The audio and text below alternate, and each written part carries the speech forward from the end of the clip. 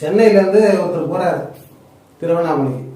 அவரால் ஏதோ அன்னதானம் செய்யறதுக்கு முடியலனாலும், அவரால் ஒன்றும் உதவி செய்ய முடியலனாலும், அன்னதானம் கொடுக்குறாங்களே அதை அதை எடுத்து கொடுக்கறதுக்காக போறாரு, சேவை செய்யறதுக்காக போறாரு.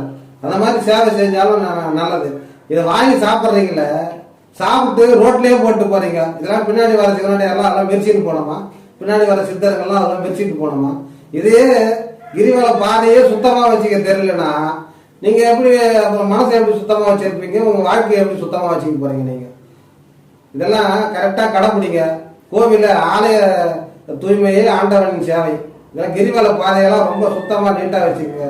சாப்பிட்றதெல்லாம் அதெல்லாம் வழியெல்லாம் எதுவும் போடாதீங்க, எச்சில் துப்பாதீங்க, செருப்பு அணிஞ்சு போகாதீங்க, செல்போன் பேசாதீங்க. இதெல்லாம் கடைப்பிடிங்க. கடைப்பிடிச்சா கரெக்டா உங்களுக்கு என்ன வேணும்ன்றத கரெக்டா கிடைக்கும்டா. சொல்றத